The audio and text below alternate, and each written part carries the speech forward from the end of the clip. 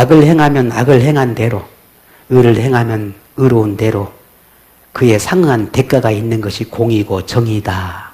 그렇게 우리는 말할 수 있을 겁니다.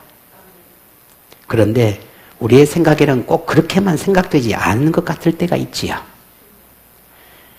악인이 더 잘되고 더 옳은 것처럼 비치고, 반면 의인은 나약하고 보잘것없고 인정받지도 못하는 것으로 보입니다.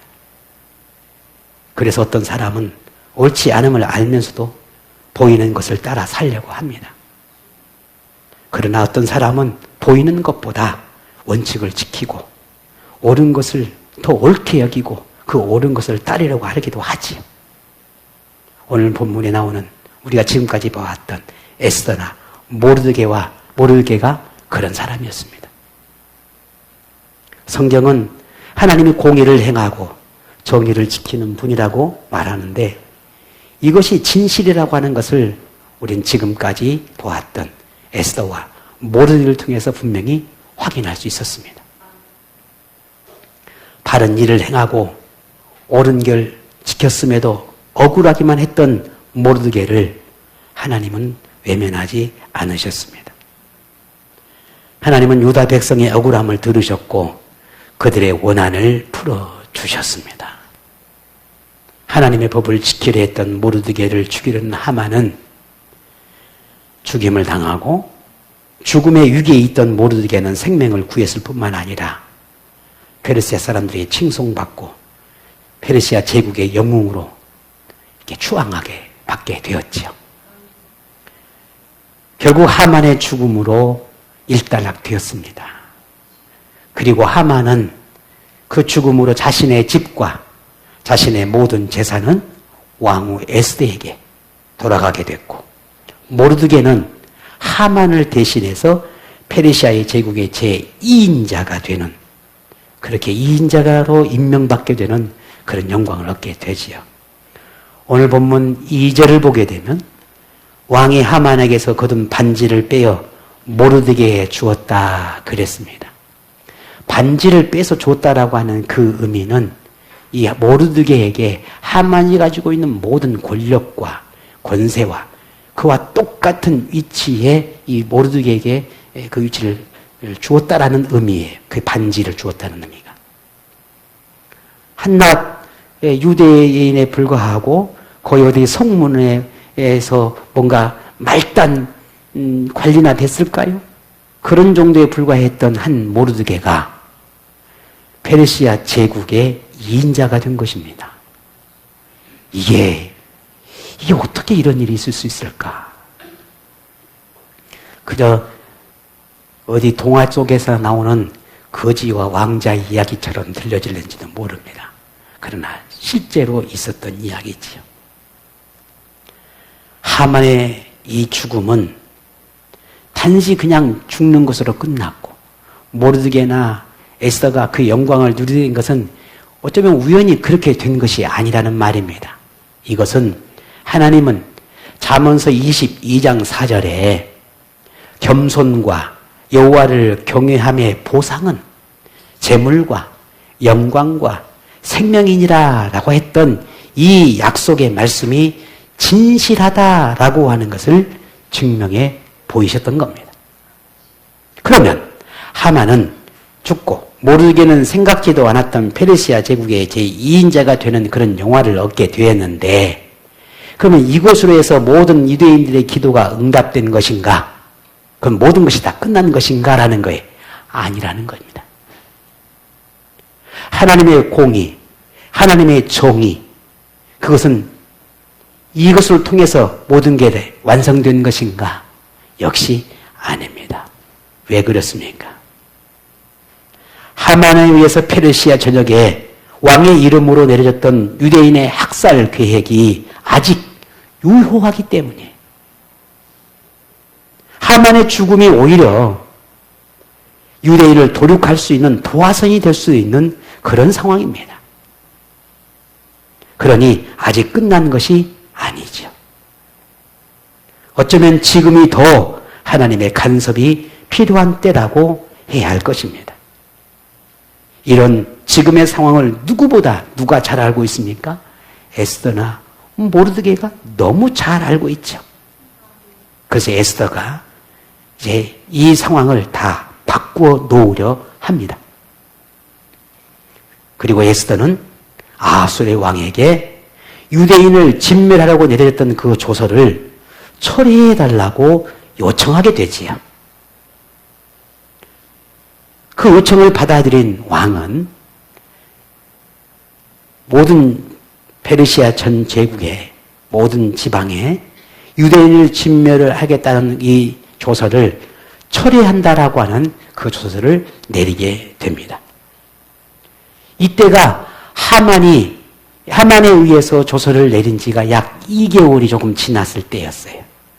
그러니까 이 2개월 동안에 유대인들이 얼마나 가슴 졸이며 마음 졸이며 있었겠냐라는 거예요. 그들의 아픔, 그들의 고통이 얼마나 컸을까라는 거예요. 결코 짧은 시간이 아니었어요. 우리 가슴이 우리가 뭔가 막막하고 캄캄할 때면 2시간이 이틀 같고 그렇잖아요. 얼마나 괴롭습니까? 얼마나 힘들어요. 하루하루가 정말 견디기 힘들잖아요. 근데 2개월이 조금 넘는 이 기간 동안에 유대인들이 내 생명의 위협을 받고 있는 그 순간 하루하루가 얼마나 힘들었겠냐는 거예요. 그런 모든 시간들 속에서 드디어 왕이 조서를 내린 겁니다. 하만에 의해서 모든 유대인을 진멸하겠다라고 하는 이 모든 조서를 이제는 다 처리한다라는 조서를 내린 거예요. 얼마나 기뻤겠습니까? 그런데 두 번째 처리하겠다라고 하는 이 조서를 내릴 때에 조서를 처리하겠다, 진멸하기를 처리하겠다라고 하는 그 글과 더불어 한 내용을 첨가했습니다. 그 내용을 오늘 11절, 12절의 내용이에요. 오늘도 8장 전체를 볼 겁니다. 11절, 12절 우리 다 같이 한번 함께 읽어보겠습니다. 조서에는 왕이 여러 고을에 있는 유다인에게 허락하여 그들이 함께 모여 스스로 생명을 보호하여 각 지방의 백성 중 세력을 가지고 그들을 치료하는 자들과 그들의 처자를 죽이고 도륙하고 진멸하고 그 재산을 탈취하게 하되 아수에로 왕의 각 지방에서 아달월 곧 12월 13일 하루 동안에 하게 하였고. 아멘. 오늘 이 내용이 첨가된 겁니다. 간략하게 요약하면 이런 겁니다. 하만에 의해서 내려진 이스라엘 유대인들을 다 진멸하겠다라고 하는 그 조서를 받아서 그것을 계획한 모든 각 지방의 관리들이 있을 거 아니겠습니까? 하만의 지시를 받은 관리들이 있을 거란 말이죠. 그런데 그 관리들을 너희 모든 유대인들이 힘을 합쳐서 그 관리들을 모두 다 진멸하고 그들의 재산도 다 너희들이 갖고 그리고 그들이 소유한 모든 것들을 다 너희들이 가져. 그런데 단 하루만 너희들이 허락할 거야. 그 하루 동안에만 이 일을 해. 라고 하는 것을 여기 조서에 더 첨가했다라는 거예요. 이상하지 않습니까? 왜 이 같은 조서를 내렸을까? 아니, 여러분 의문이 생기잖아요. 그런데 그 다음의 내용을 이어가면 왜 이 조서를 내렸는지 그 이유를 이렇게 왕이 표현했어요. 13절이죠. 같이 13절도 읽어보겠습니다. 이 조서 초본을 각 지방에 전하고 각 민족에게 반포하고 유다인들에게 준비하였다가 그날의 대적에게 원수를 갚게 한지라 했습니다. 아멘. 원수를 갚게 했다라는 말이 나와요. 유대인에게 보복의 기회를 주었다는 것입니다. 이 같은 조서는 그동안에 유대인들이 겪어야 했던 그런 아픔이나 고통이나 두려움이나 절망감이나 공포와 같은 그런 삶, 그런 생활 속에서 이제는 좀 벗어나라 라고 했던 왕의 배려가 아니었을까라고 우리는 이해할 수 있게 됩니다. 그런데 설령 이런 의미에서 그와 같은 조서를 내렸다 할지라도 참 이해하기가 쉽지는 않습니다. 이미 하만이 죽었고 또 유대인을 몰살하겠다라고 하는 이것을 다 철회한 것으로 매듭을 지을 수 있잖아요. 그럼에도 불구하고 왜 그 관리들까지 다 죽이라 했을까라는 거예요. 물론 단 하루 만에 그 모든 일을 하라고 했긴 했지만, 제한적이긴 했지만 그 관리들에게는 자국민이 있을 거란 말이죠. 페르시아 이 사람들이 있을 거란 말이죠. 근데 그들을 유대인에게 죽이라고 허락했다는 것이 도대체 이해하기가 쉽지 않습니다. 왜 그랬을까? 그런데 생각해보고 또 생각해보면 그런 생각들이 들어집니다. 이 또한도 우리가 하나님의 어떤 인간적인 생각일 수 있고 정말 이게 하나님의 뜻이었을까라고 생각되어지지만 아무리 생각해봐도 여기는 인간적인 어떤 그 보복이나 원수 갚음에서 비롯되었다라고 보기는 참 어려워요. 결국은 이 모든 역사의 주인이신 하나님의 간섭함이 있었다라고 밖에는 우리가 이해할 수밖에 없어요. 왜냐하면 잠언서 23장 11절에 대적 그들의 구속자는 강하시니 그가 너를 대적하여 그들의 원한을 풀어주시리라 라고 하는 말씀이 있어요. 하나님의 민족, 하나님의 백성, 그들을 위해 하나님의 의를 따르고 하나님의 법을 따르고자 하는 그들을 위해 하나님은 그들의 모든 원한을 갚아주겠다라고 하는 그 약속의 말씀이 있단 말이죠. 결국 이 약속의 말씀을 통해서 하나님이 단지 페르시아 제국이 아니라 유대인들을 향한 하나님의 의지를 보여주었다라고 밖에는 우리가 이해할 수밖에 없다는 겁니다. 하나님은 이처럼 유대인을 어떻게 도와야 하는지 그 방법을 알고 계셨습니다. 그것은 유대인뿐 아니라 모든 열방에 하나님이 살아계시고 하나님을 두려워할 줄 알아야 하며 하나님을 섬기는 민족이 얼마나 강한지를 알게 하는 것이 하나님의 뜻이었어요. 하나님의 목적이었어요. 그래서 유대인을 선택하고 그들에게 수많은 하나님의 역사를 이렇게 세워가며 그 많은 구약의 역사를 이루어갔던 이유도 하나님의 참신이라는 걸 모든 열방이 알게 하는 것이 목적이었거든요. 결국은 이 속에서도 그와 같은 하나님의 섭리가 담겨 있었다라고 볼 수밖에 없다는 말입니다. 그래서 하나님은 하나님 스스로가 그들의 원수를 갚는 것이 아니라 아하수에로 왕이라고 하는 이 사람을 들어서 이 사람을 도구로 사용했다라는 겁니다. 그런데 놀랍게도 그 결과는 참으로 그 이상, 상상 이상의 결과를 얻게 됩니다. 그게 17절입니다. 같이 볼까요? 왕의 어명이 이르는 각 지방, 각 읍에서 유다인들이 즐기고 기뻐하며 잔치를 베풀고 그날을 명절로 삼으니 본토 백성이 유다인을 두려워하여 유다인 되는 자가 많더라. 아멘. 본토 백성이 누굽니까? 유대인을 가리키는 게 아니에요. 페르시아 사람들을 말하는 겁니다. 그 페르시아 제국에 있는 모든 사람들을 가리키는 거죠. 드디어 이들이 우상을 섬기고 자신의 신을 섬겼던 그들이 하나님을 알게 되고 하나님을 두려워할 줄 알고 하나님을 섬겼던 주 유대인들이 얼마나 하나님의 그 백그라운드가 얼마나 강한지를 비로소 그들이 알게 됐다는 겁니다. 그리고 우상을 버리고 하나님을 섬기는 민족, 하나님을 섬기는 사람이 돌아온 이들이 많았다라는 겁니다. 이런 결과를 봤을 때 어떻게 사람이 인위적으로 이와 같은 일들을 할 수 있었겠냐는 거예요. 아니라는 거죠. 우리가 이걸 이해하든 이해하지 못하든 인정하든 인정하지 못하든 모든 결과와 과정 속에서 봤을 때 하나님의 간섭하심이 분명히 있었다라고 밖에 우리는 인정하지 수밖에 없다는 것입니다. 결국 이처럼 하나님이 간섭하니 상황은 순식간에 바뀌게 됩니다. 하나님이 자기 백성을 붙드시니 불가능해 보이는 것들이 가능해졌고 절망이 희망으로 바뀌었습니다.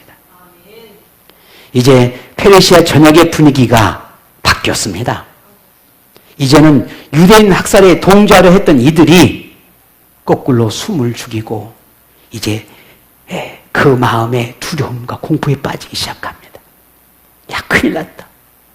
왕이 저렇게 왕의 명령으로 우리 이제 페르시아의 모든 관리들을 죽이라고 조서까지 내렸으니, 야, 이번에 내가 하만에 의해서 조서를 받아서 내가 그 일을 지금 계획하고 꾸미고 있었는데 이제 죽음의 대상이 내가 됐단 말이야.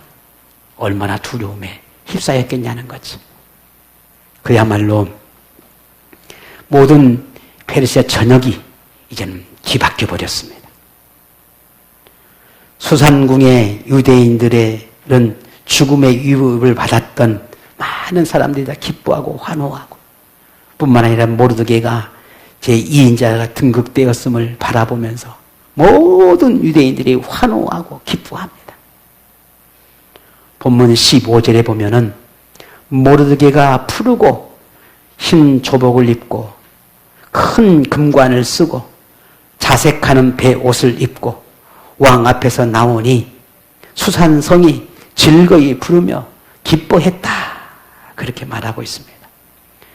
그야말로 페르시아 전역이 마치 유대인의 세상이 된 것만 같았습니다. 누구도 상상하지도 못했던 일입니다. 에스더나 모르드게, 모든 유대인은 단지 하나님께 도움을 구하는 것뿐이었는데 상상할 수도 없는 일이 그들의 눈앞에서 펼쳐진 것입니다. 목숨만 구할 수 있기를 원했지요. 무시하고 업신여기는 이들에게 벗어날 수 있다면 그것만으로도 충분하다고 생각했습니다. 하만을 죽여달라고 구한 것도 아니었고, 그렇다고 모르드게가 페르시아 제국의 제2인자가 되게 해달라고 기도하는 것도 아니었습니다. 누군가로부터 인정받기 위한 것도 아니었고, 명예와 권력을 얻어서 출세하고자 하는 것도 아니었습니다. 더욱이 복수에 대한 열망이 있는 것도 아니었지요. 단지 하나님을 경외하는 민족으로 하나님의 법을 따르며 자유롭게 사는 것만으로 더 바랄 것이 없다고 그들은 생각했습니다. 그런데 하나님은 단지 유대인의 생명을 구해주는 것만 아니라 어떻게 했습니까? 16절을 보십시다. 어떤 모습이었는지 다 같이 볼까요? 유다인에게는 영광과 즐거움과 기쁨과 존귀함이 있는지라. 아멘. 이 영화를 누리고 이 영광과 즐거움과 기쁨과 존귀함까지 얻게 해달라고 그렇게 구한 게 아니었단 말이죠. 그런데 하나님은 이토록 누구도 원하지도 바라지 않았지만 하나님은 그들에게 더 많은 것들을 주셨다는 사실입니다. 단지 하나님만 바랐을 뿐인데, 하나님의 민족이기만을 바랐을 뿐인데, 하나님의 백성으로 살기만을 바랐을 뿐인데, 하나님은 그런 그들을 의롭게 여기셨던 겁니다. 기쁘게 여기셨던 겁니다. 그래서 하나님은 모든 유대인이 하나님의 위로자임을 그들에게 알게 하셨습니다. 이 모든 일들, 이 모든 것을 통해서 하나님은 그들에게 충분히 위로해 주었고, 유대인 역시도 하나님이 주시는 그 모든 은혜가 위로받기에 충분했다는 사실들을 오늘 우리 본문을 통해서 알게 되는 겁니다. 혹 그리스도인이어서 억울하다고 생각한 적이 있습니까? 하나님을 믿는 것을 불편하게 느꼈던 때가 있습니까? 하나님 말씀을 따르는 것이 발목을 잡는 것 같이 그런 생각이 들 때가 있었습니까? 그리스도인이 아니었다면, 차라리 내가 하나님을 알지 못했더라면, 차라리 이 말씀을 내가 알지 못했더라면 좋았을 것을, 그런 생각 때문에 힘들었던 경험이 있습니까? 만일 이러한 생각의 이유가 그저 내 자신의 이익이 아니라, 욕심이 아니라 하나님의 말씀을 따르고 선을 행하고 하나님의 의를 따르고자 했던 그런 간절한 마음에서 비롯된 그래서 그런 지극히 인간적인 그런 마음에서 만들어져서 그런 고통을 호소하고 외침이었다면 하나님은 그런 여러분의 그 마음을 반드시 알아주실 겁니다. 비록 인간적인 생각의 감정이겠지만 하지만 그 마음의 그 동기를 하나님께서 아신다는 말씀입니다. 그만큼 하나님이 원하시는 삶을 살고자 했기에 부딪히고 힘들었던 것이니 하나님은 그에 상한 보상을 반드시 하십니다. 시편 37편 28절에 이렇게 약속합니다. 여호와께서 정의를 사랑하시고 그의 성도를 버리지 아니하심이로다. 그들은 영원히 보호를 받으나 악인의 자손은 끊어지리로다. 오늘 이 에스더서를 통해서 우리에게 이 말씀의 진실함을 증명해 주고 있습니다. 신앙생활을 더 열심히 하고 싶어서 하나님에게 더 순종적인 성도로 살고 싶어서 맡겨진 사명을 충성되게 감당하고 싶어서 영적인 삶을 살고 싶어서 포기하고 자기 생활을 뒤로 하려는 삶의 태도에 대해 곱지 않은 그런 시선으로 바라보는 주위 사람들, 그런 나의 모습을 이해하지 못하는 사람들, 그런 나의 모습을 바라보며 많은 비아냥거리는 소리들, 혹은 내 육체에 내 자신 속에 있는 육체적인 그런 나의 자신과의 싸움들, 신앙의 삶과 상반되는 상황과 환경으로 인해서 힘들었던 경험들, 우리는 한 번쯤은 분명히 있을 겁니다. 그런데도 하나님을 향한 마음을 지켜냈다면 하나님은 그런 여러분의 그 믿음의 태도에 대해서 반드시 갑절의 은혜를 베풀 것임을 믿으십시오. 저 또한도 조금도 의심하지 않습니다. 많은 목회의 삶을 살아오면서 목사이기 때문에 견뎌야 하고, 때로는 목사이기 때문에 참아야 하고, 목사이기 때문에 더 이해해야 하고, 목사이기 때문에 더 품어야 했던 많은 순간들이 있습니다. 단지 이유는 하나입니다. 내가 목사이기 때문이다. 내가 하나님을 믿는 사람이기 때문이다. 내가 목사가 아니었더라면, 내가 하나님 믿는 사람이 아니었더라면 여기저기 막 그냥 팍팍팍팍 할 수도 있는 상황이 우리 삶에는 얼마든지 있거든요. 그러나 그렇지 않을 수가 없거든요. 그래서도 안 되는 거거든요. 왜? 하나님이 아시니까. 하나님이 아시니까. 무엇이 진실이고 무엇이 거짓이고 무엇이 옳고 무엇이 그런 때인 것인지.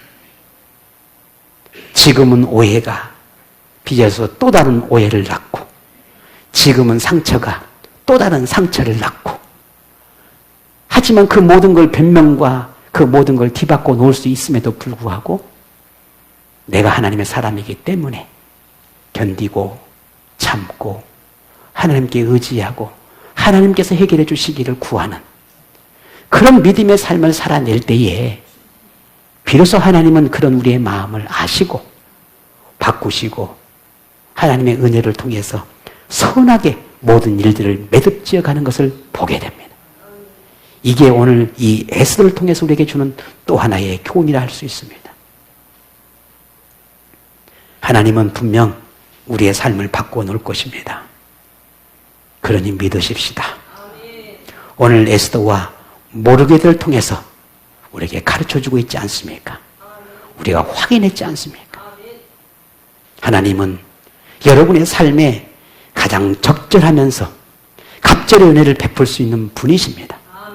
그런 놀라운 능력을 갖추신 하나님을 곁에 두고서도 찾지 않는다면 어찌 오늘 우리의 믿음이 옳다하며 우리에게 믿음 있는 자라 하겠습니까? 하나님은 여러분에게 많은 걸 줄 준비가 되셨습니다. 여러분이 구하는 것보다 더 많은 것, 여러분이 찾는 것보다 더 좋은 것들을 주실 준비가 되셨습니다. 여러분이 인생에 꼭 필요한 것을 채워줄 준비가 되셨습니다. 그러니 구하시란 말입니다.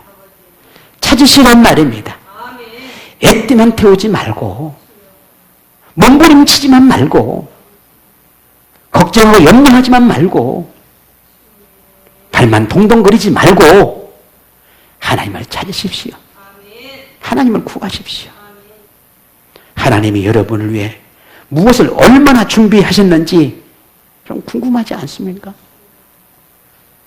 그것이 무엇이든 하나님은 여러분을 회복시키고 기뻐할 만한, 행복을 느낄 만한 충분한 것으로 허락하실 겁니다.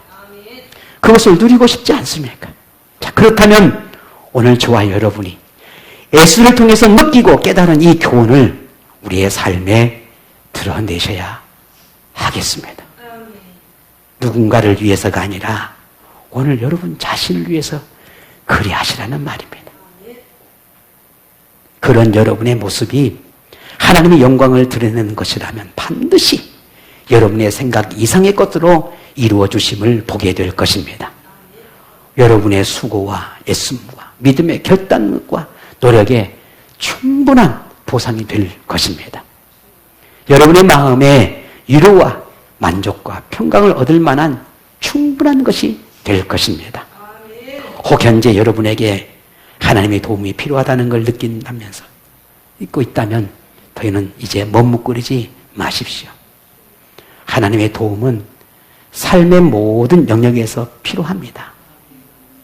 혹 구하지 않고 있다면 이제 구하십시오. 언젠가는 해결되리라 생각하며 그저 막연히 기다리고 있다면 왜 그 아픔들, 고통을 그렇게 사소하십니까? 하나님을 찾으십시오. 곧 기도하려고 하는 의지를 잃어버렸습니까? 여러분의 감정 때문에, 여러분의 생각 때문에, 여러분의 고집 때문에, 여러분의 아집 때문에, 여러분 마음에 있는 그런 소문 어둠의 감정 때문에? 아닙니다. 다시 여러분 기도하십시오. 기도하셔야 합니다. 인생의 문제를 너무 가볍게 생각하지 마십시오. 우리의 삶에 아무리 사소한 것도 그건 내가 할 수 없는 게 얼마나 많은지 모릅니다. 마치 지나치게 방치하다 보면은 그 치료의 때를 놓쳐버리면 아주 작은 그 상처도 큰 병이 되어서 나를 무너지게 하고 나를 더 아프게 하고 심지어 목숨을 잃는 순간까지 이루어지는 것들이 우리는 보게 되잖아요. 우리의 신앙의 삶도 마찬가지입니다. 우리 영적인 것도 마찬가지입니다. 이 정도는 내가 할 수 있어. 이 정도는 내가 이겨낼 수 있어. 이 정도는 내가 풀 수 있어. 아닙니다. 설령 그런 자신, 그런 의지가 여러분이 있다 할지라도 먼저 하나님께 찾으십시오. 하나님을 물으십시오. 그리고 해결해 가십시오. 그것이 오늘 우리가 진정으로 건강한 삶을 살아내는 비결이라는 걸 잊지 않기를 바랍니다. 만일 모르드게가 하나님의 법을 지키려는 결단이 없이 하만의 요구를 들어주었더라면 위기도 없었겠지만 그에게 영광도 없었을 겁니다. 에스더가 왕과 되게 하신 하나님의 섭리를 이해하지 못하고 자기의 자리를 지키는 데만 급급했다면 어땠을까요? 하지만 그렇지 않았기 때문에 그들 모두는 살아계신 하나님, 위로하신 하나님, 환난 중에 도우신 하나님, 백성을 위해 원수를 갚아주시는 그 하나님을 경험할 수 있었던 겁니다. 위기가 영광을 얻는 기회가 되었고 고난이 하나님의 은혜를 갑절로 누리는 기회가 되었습니다. 하나님을 경외하는 민족이라는 자랑스러움은 그들에게 얼마나 더 커갔겠습니까? 이방인으로 살아야 하는 유대인에게 성의 어떤 것보다 하나님의 가장 큰 위로였고 가장 큰 기쁨이었고 행복이 되었습니다. 사랑하는 우리 지혜님들, 여러분들, 하나님은 우리가 예수도처럼 하나님이 주신 사명과 삶의 목적과 이유를 분명히 알아서 그 책임을 다하며 살기를 바랍니다. 내가 만난 많은 이유에 인해서 받는 아픔들, 시련들, 고난들 다 있을 수 있습니다. 그게 누구 때문이 아니라 누구의 어떤 상황 때문이 아니라 우리가 그렇게 해석하고 그렇게 우리의 삶을 바라보기 시작하면 우리는 그 어떤 시련도 해결되지 않습니다. 그 어떤 아픔도 절대 해결되지 않아요. 이것을 통해서 하나님 내게 주신 메시지가 뭘까? 이것을 통해서 하나님 나에게 알게 하고자 하는 것이 무엇일까?를 보기 시작하면 보이기 시작해. 그 마음의 미움도 섭섭함도 감정도 조금씩 해결되기 시작합니다. 왜? 우리의 마음을 치료하신 분은 문제가 해결되어야만 치료가 되는 게 아니라 그 문제 때문에 치료가 되는 게 아니라 하나님 우리를 만져주셔야만 치료가 되고 회복되기 때문인 거예요. 오늘 모르드게와 에스더가 바로 그랬거든요.